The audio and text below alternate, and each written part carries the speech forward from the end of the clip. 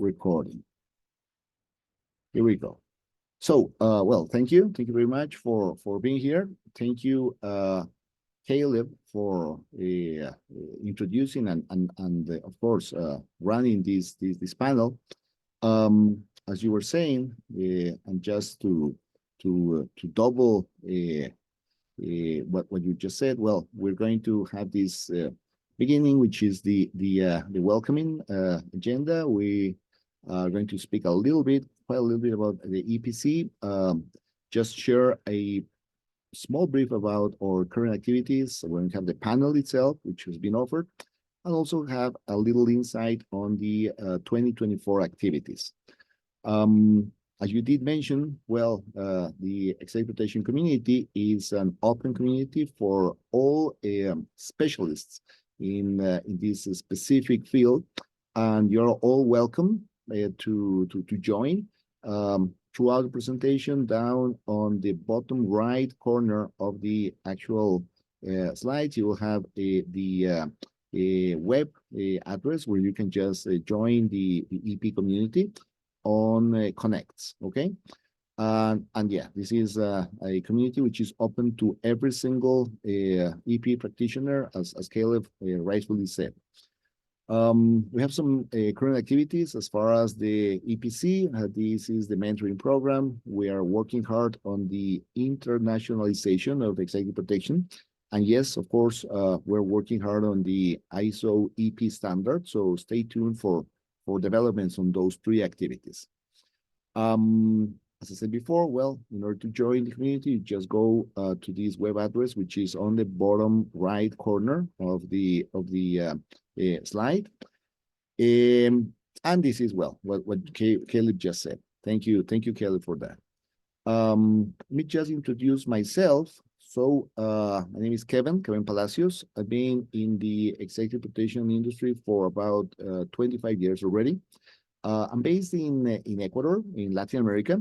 So I will start my presentation with a small brief on a specific incident which happened last year in this part of the world, okay?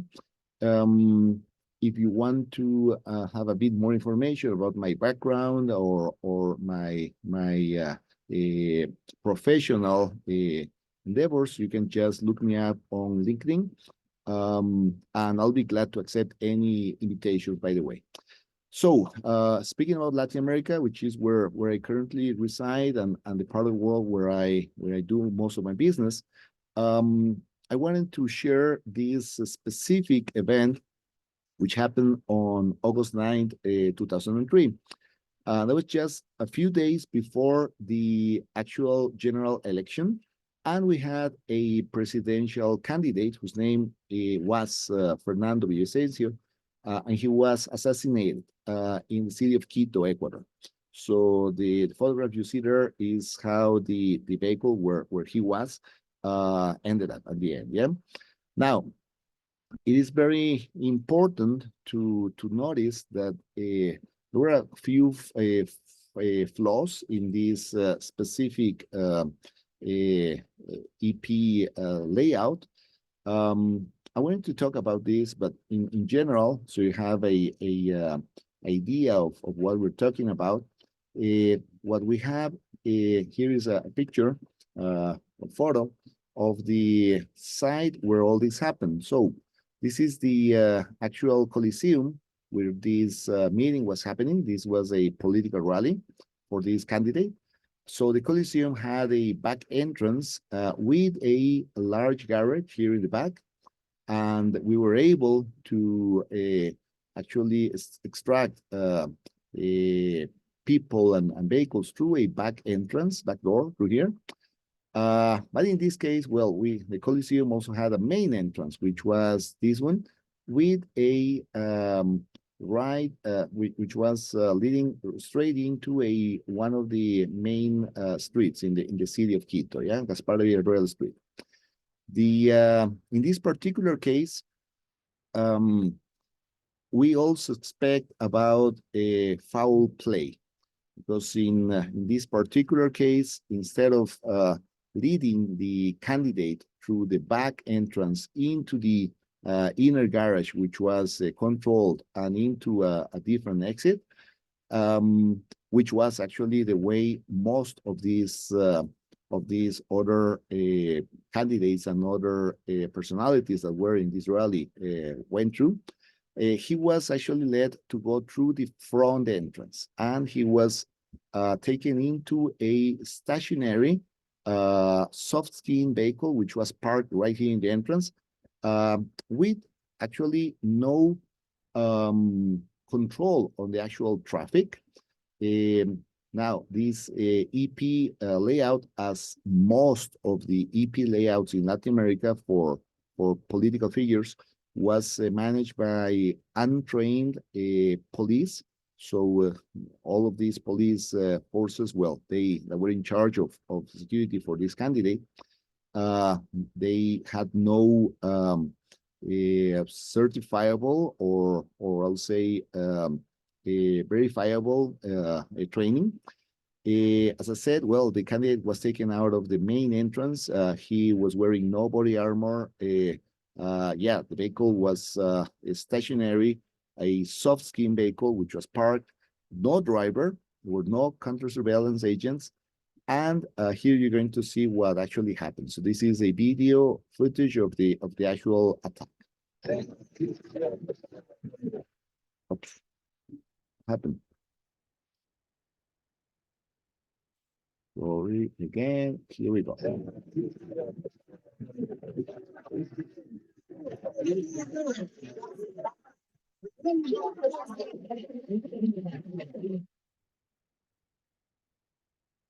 Okay, so as you can see, well, this candidate was actually taken into a parked soft-skin vehicle with no driver, and he was basically kind of locked inside the actual vehicle. So, number of things that will be lessons learned from this situation. I will start with a simple evaluation, going through the continuous improvement cycle. In this case, first of all, normally you should start with understanding the context of where is this going to happen. Of course, you actually always need to do a proper risk assessment, and you need to have standardized controls. That is part of the planning phase of any EP activity. Then we have, of course, a team selection, which is a important part of any detail. We needed training, we needed communication, and of course, there were several operational procedures in the do phase.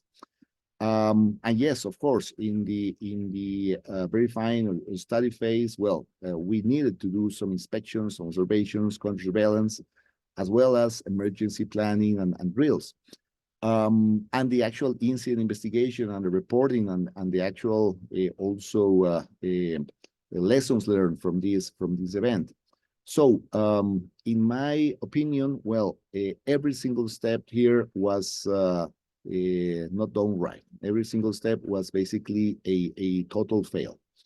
Regarding context, it is very important to understand that in this case, this presidential candidate, he was a former journalist, and he was during his whole life very inquisitive against drug dealing cartels and against narco politics in this part of the world. So during his political campaign, he was setting up a lot of efforts against, again, drug dealing and narco politics in this part of the world. So a very simple risk assessment will show you that he was, of course, in a high threat situation.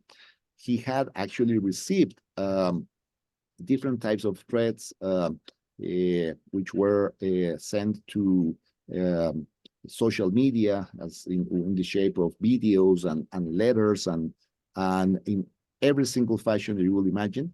So there was no proper risk assessment, and therefore the controls that were set up for this particular individual were totally standard based on the risk assessment.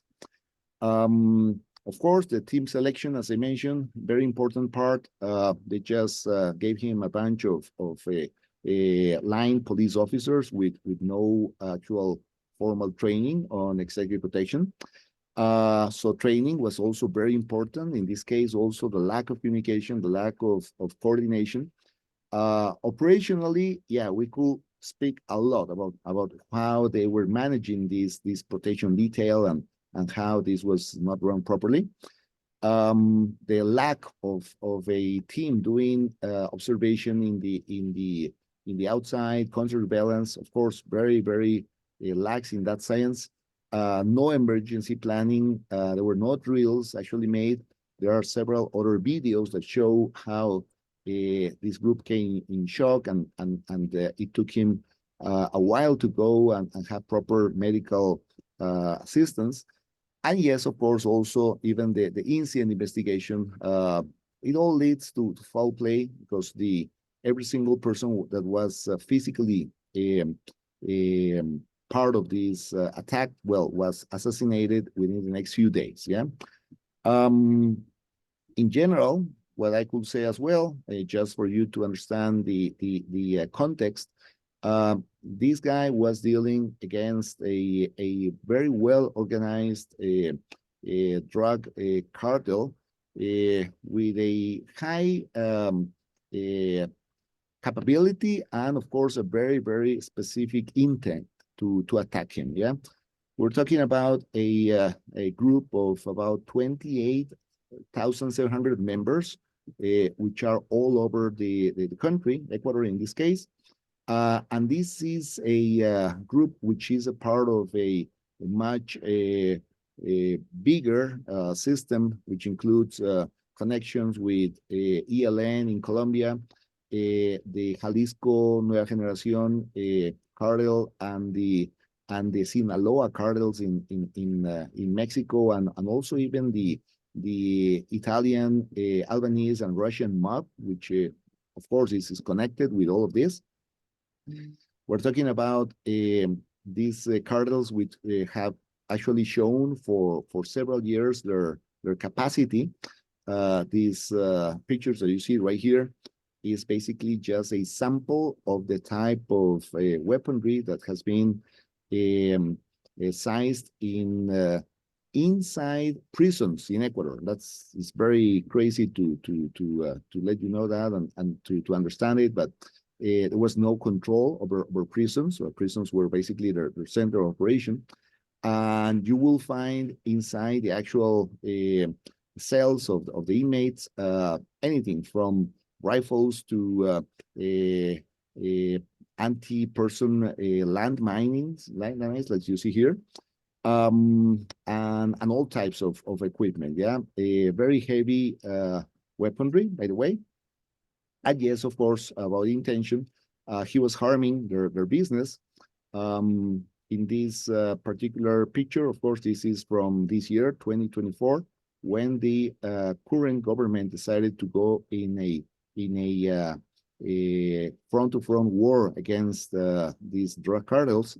This particular photograph over here shows one specific a successful operation by local forces, where they managed to seize 22 tons of cocaine, which was stashed next to a port, and that was pretty much ready to be exported really out of Ecuador. We're talking about 22 tons of cocaine that was going to go to Europe and North America. Yeah.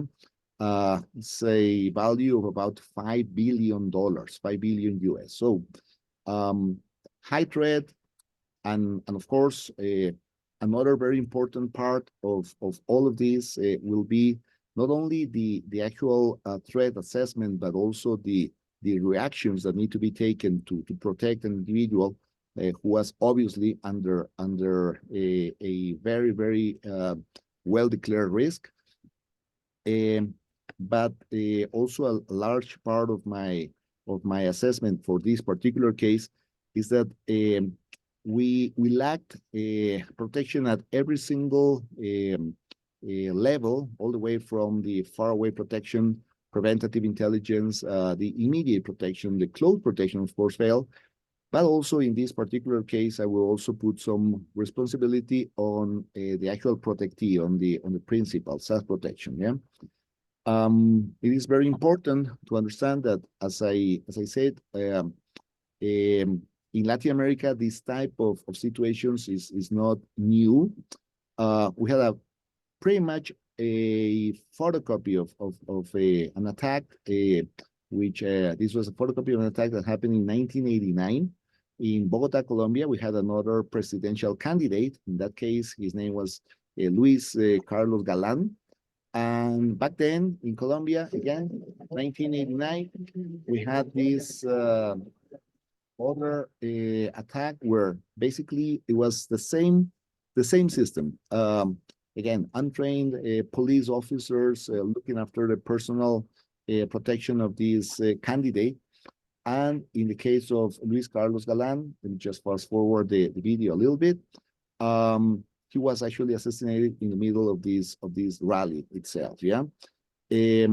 So, not learning from these previous situations, not actually having lessons learned, or again developing a stronger or more structured EP system is also a fail. I'll say a systematic fail of the actual governments in this part of the world. Yeah. In final, I'll also say, as I told you, just a second, you see, that yeah, in order to do EP properly, you need the entire team, including the actual risk owner, the protectee, to assist and to work together. Yeah. This that you can see right here is a actual video of that was taken just in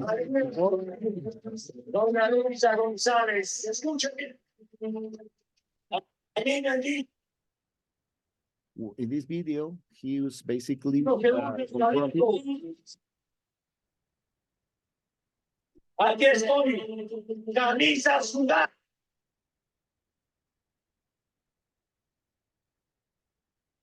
so he's actually confronting those cartels. He's actually announcing.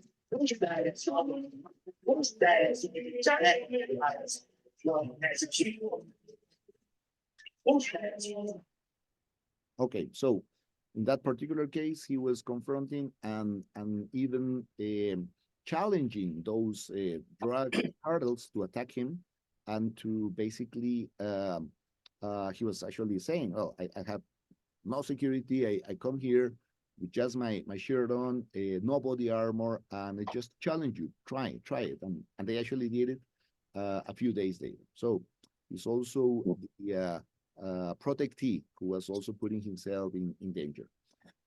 Interesting lessons learned, and yeah, I look forward to the questions. Caleb. Kevin, would you say that, especially in that presidential candidate's situation, is the level of protection that was provided to him standard for a typical presidential candidate? I know you mentioned inside risk and lack of training, but what is the standard in that region? That is the actual standard. Yeah, is line police officers looking after those candidates, and that's pretty much throughout the region. Makes sense. You know, we see, especially on the international market, you know, there's a lack of attention to industry specific tradecraft, right? Like everyone thinks that if you have guards, guns, and gates, you can take and enable the protection of, you know, a presidential candidate.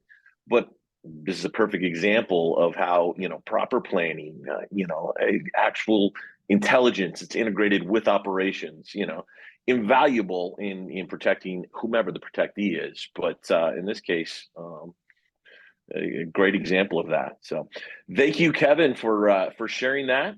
We'll go ahead and move on to our next panelist. Jim Dunn, you want to introduce yourself? Hi there. Thank you, Caleb. Thank you, Kevin. Yeah, I'm Jim Dunn. Let me see if I can get my screen up on here. There we go. Yeah, I'm Jim Dunn, D-U-N-N-E. There's distinction in there. Yeah, and I've been with ASIS for many decades, and even more decades than that, I was working for the State Department, Bureau of Diplomatic Security, within the Office of Intelligence and Threat Analysis. And I retired last May, so I'm flying free at this moment. And what I'd like to talk about, we covered a wide variety of threats, and being the chief of the East Asia team, East Asia the Pacific team, we got ribbed a bit about being the people would say we're the least threatened region of the world, and there was a core of truth to that. I didn't mind it, but we had many regional security officers out there who needed to know the threat, and there was always a threat. So I loved it. But what I'd like to share with you today is two incidents that happened in Northeast Asia. And the map you're looking at now is got those two countries at the top, Korea, South Korea, and Japan, up the pink and the yellow in there. The first one is the assassination of former Prime Minister Shinzo Abe, Japan, which happened in July of 2022. And I won't go on for a real long period on this, but the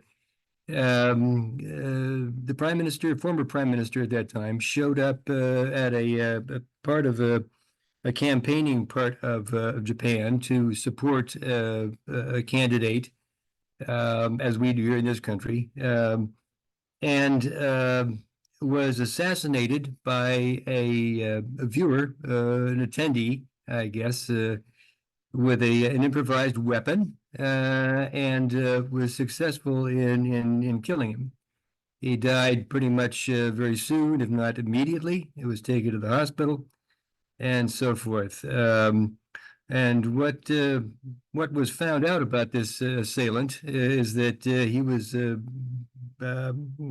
preparing to and did assassinate the former Prime Minister Abe, because he said that he had grievances against Abe because he believed that Abe was a big supporter of of a religious group in Japan and Korea, Unification Church, and he blamed Prime Minister Abe for ruining his family's financial well-being, because his mother, in the early decade of this century, gave all of the family's assets to the church, and big controversy it caused in there.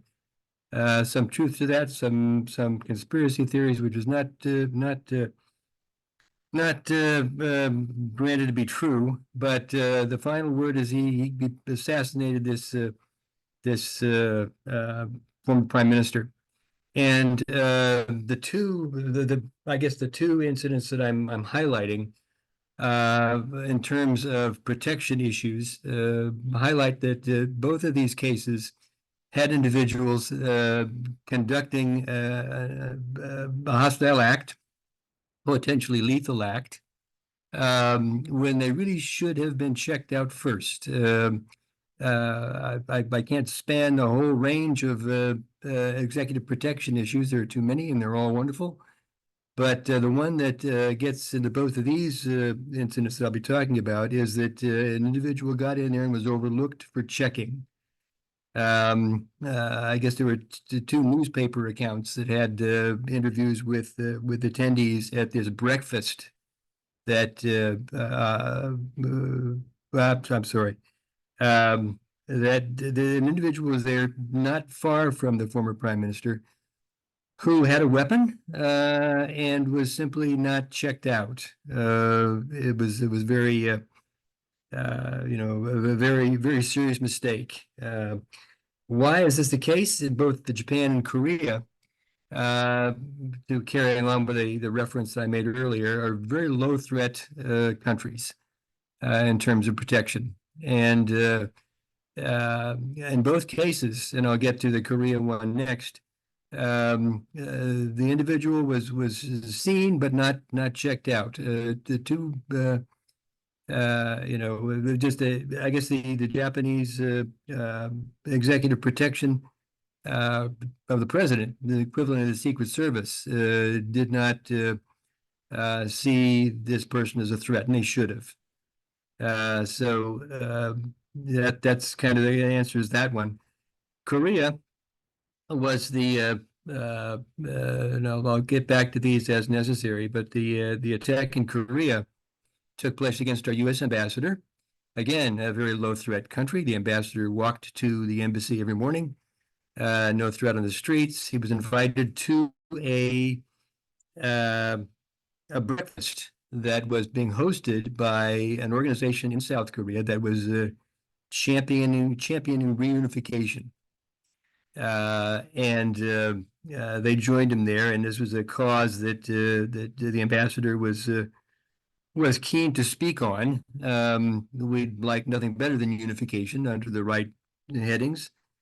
But the group gathered. This assailant was not invited, but his face was there, and I guess the consensus was, based on one interview with an attendee, that he was a familiar face, so nobody bothered him.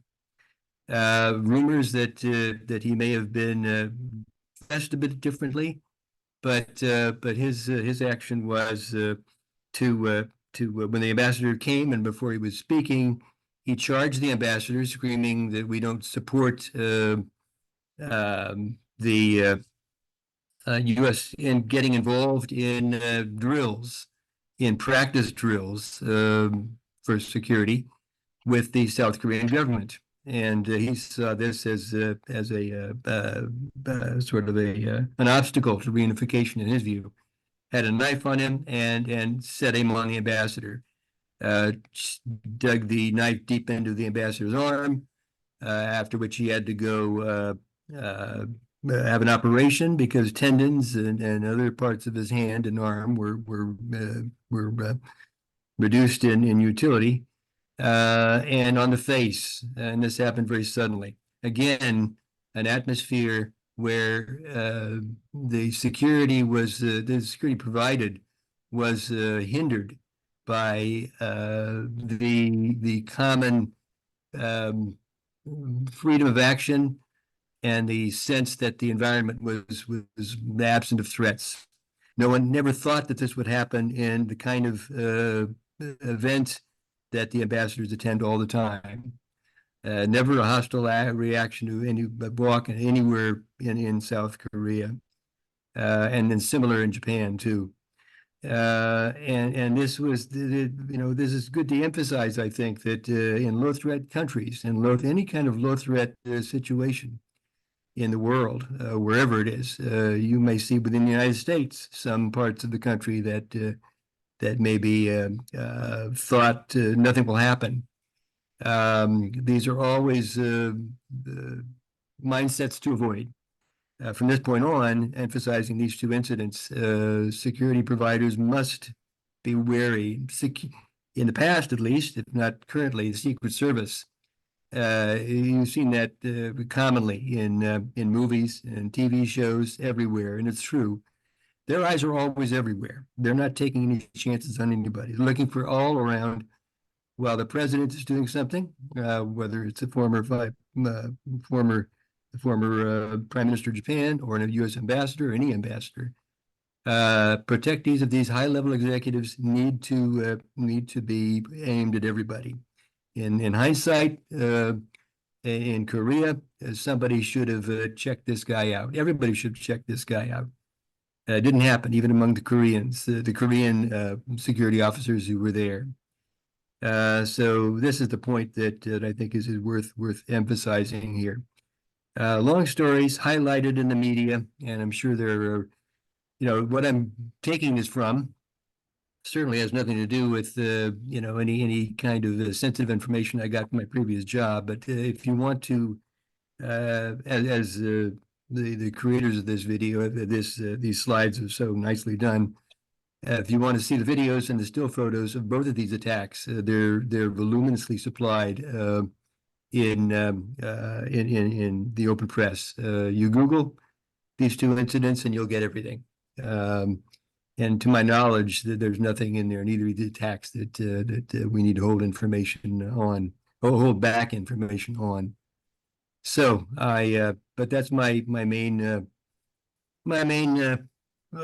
point here today to share that as something that, always ask yourself: is it a low threat country? Are the host governments hindered by this low threat environment that we're all in?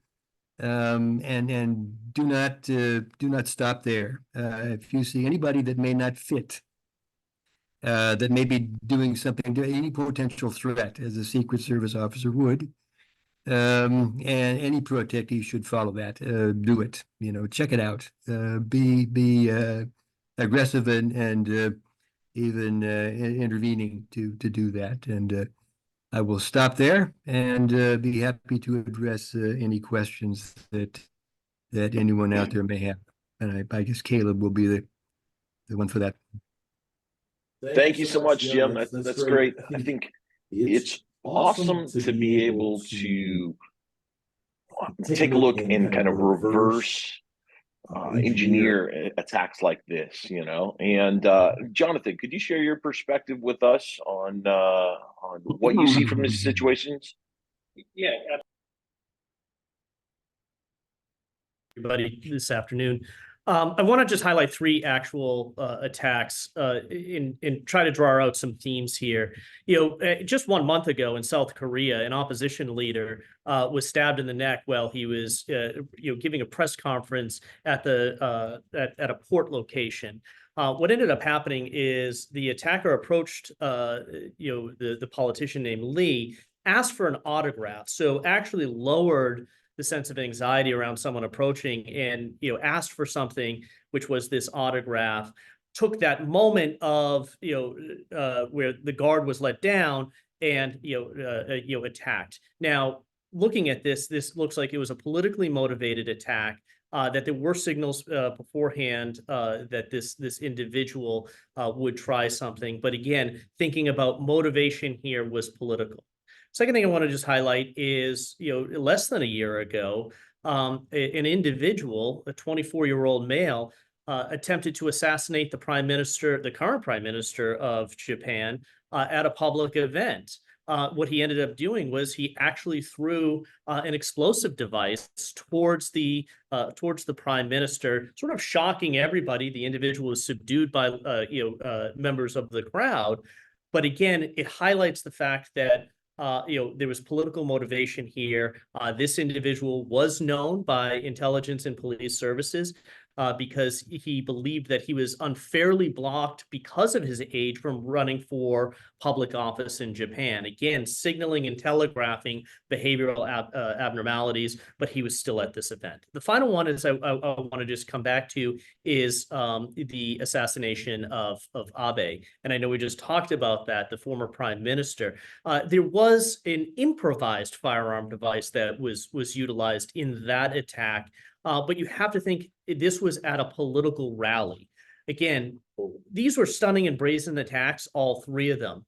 But what they highlight to me is that protecting political figures while maintaining accessibility is a very complex balance for everybody on this call, right? From the Secret Service standpoint, we talked about the way that Secret Service and State Department DSS methodologies are applied. Really, they're trying to keep the three Ps separate. They're trying to keep politicians, press, and public separated in the right way to provide that that protective structure. Here in these three events that I highlighted, the three Ps were really meshed together, and the boundaries between protectee, public, and press were really obscured. Right, it was very difficult. So. The point here is that our political leaders, whether it's here in the United States or around the world, whether they're in office or out of office, always have a level of threat against them. And just because you leave office, think about Abe, just because you're out of office doesn't mean that the threat reduces over time if they stay in the political spotlight. I think when we start looking at these incidents, and this is where I really appreciate Kevin and the ASIS EPC really focusing on international locations, is too often we look at these things from an American viewpoint, right? We don't take into consideration the cultural perspectives. And I think my co-panelists here just had highlighted that South Korea, Japan, there are low crime rates, almost non-existent gun violence, yet we're still seeing the same type of motivation, right? Political motivation is leading to acts of violence. So again, highlighting for our political leaders, whether they're in office or out of office, these threats never remain at rest. I want to highlight a couple other things that in all three of these incidents, the attacker had the advantage, not the security, not anybody else. The attacker had the advantage in controlling the time, location, and manner of the attack because they knew how to get close. When you think about attack dynamics, right? We think about line of sight. In the Abe attack, in the Lee attack, in the current prime minister attack, line of sight was critical, right? To be able for target identification and then being able to launch that attack. All three of them had clear lines of sight. The exposure time, really how long the target was vulnerable, whether it was the former prime minister, current prime minister, or political opposition leader, they were clearly visible at all times. So even any shifts in the protective dynamics were telegraphed in advance of that attack. The distance to target, all three of these incidents, the distance to target was really short, right? The Abe attack, the individual was right behind. And then, obviously, when you have a sharp-edged weapon attack, your distance to target, closing that quickly is essential. And they were very successful. And why were they successful? Because they had the accessibility. We weren't thinking about protection in concentric rings around the protectee and pushing people back and keeping barriers.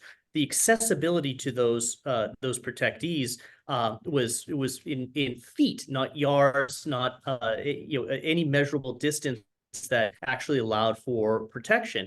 And we weren't thinking about the protectors weren't thinking about 360 degrees of protection around those protectees. Again, I go back to in those political environments, those rallies, those political speeches, the accessibility sometimes overweighs the protective structure. However, in these three instances, you see the tragic results of that.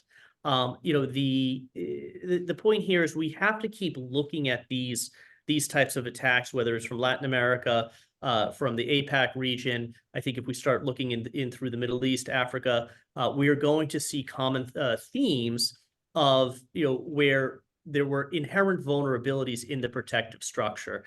We have to, as a community, get together and be aware of those vulnerabilities and ensure that we're applying the right corrective measures and protective measures to ensure that these types of attacks never become successful again. Caleb, I'll turn it back over to you. Wonderful points there, Jonathan. Appreciate that. All of those things, true. All of those things should be more knowledge you have, and that was my source. The more knowledge you have, not being an agent but an analyst, you have to convey to the protective teams. That's helpful, and those are all things that should easier said than done, I admit. But I guess in my mind, in addition to all the points you made, two of the things that should have stood out and didn't, in the case of the attacker of Abe, as far as I remember, he had no previous crime record. I guess maybe that I'm aware of, that actually caught the media attention anyway. But his presence and, like you say, the improvised weapon were all things that should have been caught before they were fired. And that improvised weapon, that's a level of sophistication again that typically we didn't see in the Lippert attack, we didn't see in the Lee attack, we didn't see it in the current prime. We did see with the prime minister attack with the bomb, but that level of sophistication of procuring those elements to make that improvised firearm, the thought process that goes into it. Again, there were actions that were along that continuum that should have been a red flag for somebody to raise. Hey, this person is a potential threat. And the attacker in Korea, correct? And the attacker in Korea had a long record of activist hostility and violence. How that got overlooked, is kind of shameful. But you're right. It is in these low threat countries. It invades the local security providers too. So Mhm. you're right. Balancing that is a tougher task than we give it credit for. Thank you.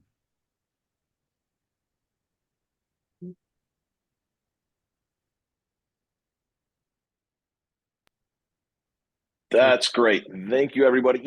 The overwhelming, kind of lessons learned from this to me is really, we need tradecraft, regardless of what region, regardless of what risk level. Like, if you have any of the elements of that threat triangle, that means proximity, intent. If there's any of those, in your protective circle, really escalating to be able to mitigate that threat is so important, and in situations like this, where we see seemingly unsophisticated means of attack in areas that normally are considered low risk, becomes extremely important to have the proper level of training that is relevant to the individual's position, right? At the end of the day, not everybody is part of PPD, but anyone protecting someone should have an appropriate level of training for their specific position.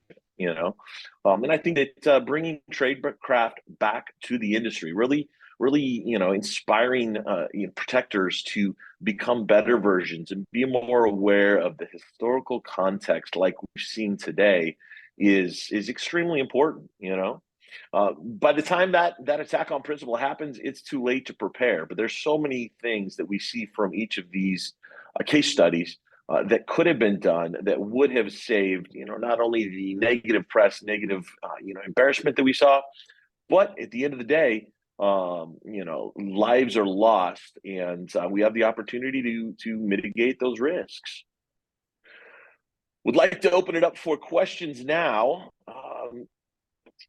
I'm going to read through the comments. If anyone has any questions, please click on the meeting chat box, which is in the lower bar on the Zoom, and feel free to ask your questions.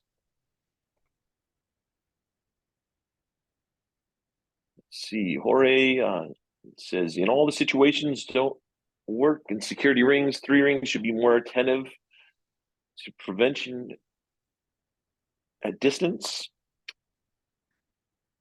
Yes, I think the highlight from this comment is definitely more emphasis on intelligence and preventative actions. And that is very much a big part of EP in today's world, is being able to apply that tactical intelligence, being able to integrate with intelligence teams, and that's been a huge part of many of the successes that we've seen globally. Is the ability of teams to integrate that intelligence in, not only their planning, not only the addressing the appropriate level of risk to the specific detail, but also in ongoing details, being able to take and have that intelligence that feeds the protective model, so you can make sure that you're scaling to threat as need be. David asks, is there a certification process for EP? While we have our ASIS certificate that any ASIS member is welcome to take. It's a great introduction, a great thing that was actually put together by members of this committee. That highlights some of the things that you definitely like to consider for applying your protective skills and learning more about the industry. So definitely highly recommend that to anyone who has the opportunity to take that.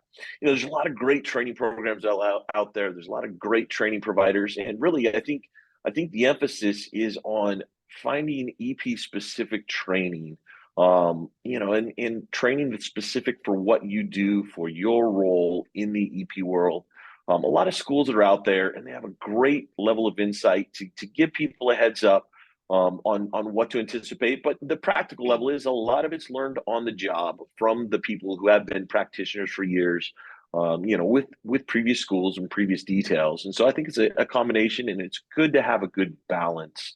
from my opinion, of the formal training as well as on the job training. Yeah. Caleb, if I can just jump in here very quickly. My my message, I guess, to everyone here on the meeting and that will be watching this recording afterwards, is that ASIS has taken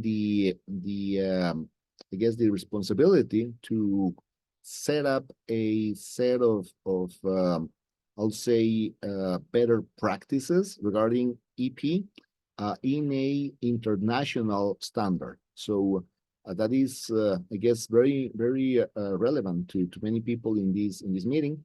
I'm very happy to see attendees from all over the world, North America, Europe, a lot of people from Latin America. Yeah, thanks. And yeah, basically this concept of gathering those best practices and putting them together into a ISO standard. So that's not going to be applicable for the US only, but this is going to be, again, something that will benefit, I guess, every EP professional around the world. Okay.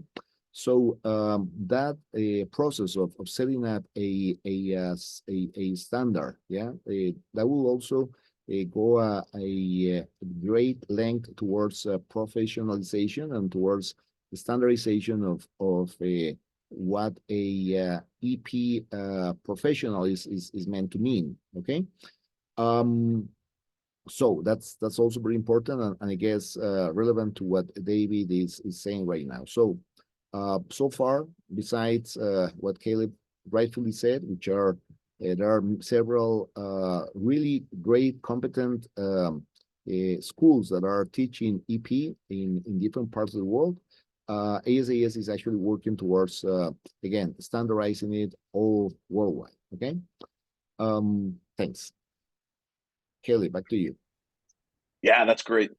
Thanks for highlighting that, Kevin. It's been exciting to see, because there's so much effort that's gone into, bringing those standards and bringing the industry forward. And it's fun to see the passion of people and how people truly care about the industry and how they want to give back in creating those standards. And so I definitely recommend anybody that, can be part of that process, join in on it. One of the questions that came in, how OSNT versus human intel should be considered for these types of high-level cases, tactical versus strategic. Jonathan, would you mind digging in on this question? No, absolutely.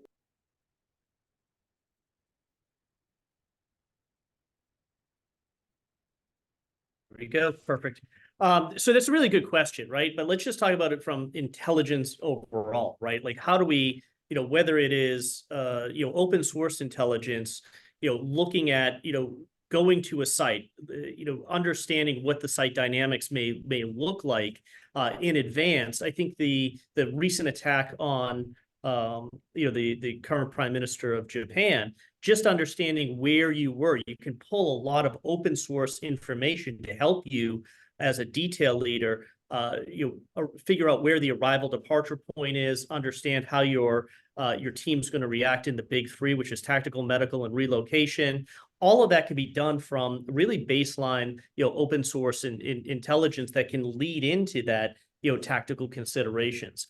The human sources or in actual like behavioral analysis of threats is also critically important, because if we look at the Lee attack in South Korea, there were a lot of signals that were out there, and there were a lot of sources that were highlighting that this individual was, the motivation of potential attack was surrounding, a political motivation. Same thing with other attacks that we see, but you have to look at like what are those sources. It comes down to, though, how do you action off of that intelligence, whether it's going to be open source or human intelligence. We get information all of the time. It's the actioning off of it, right? Is there something of value that you can action off of and put into your security plan that is critically important? So, just because I just want to make sure I'm capturing the element of the question, I wouldn't prioritize one over the other. They're both critically important. You have to look at it situationally dependent on how do you take that intel and then apply it to either that movement, that event, the protectee, the rubric of protection around an individual or an event. Again, I wouldn't prioritize one over the other. It's how you're going to action off of that.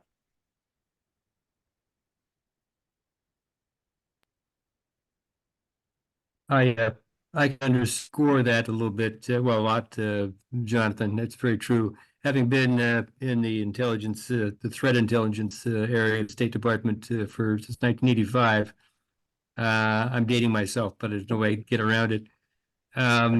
It's true. When I started looking back at the early days, human was really almost everything. The press was out there, but it was human. We were responsible for putting into 95% of our assessments.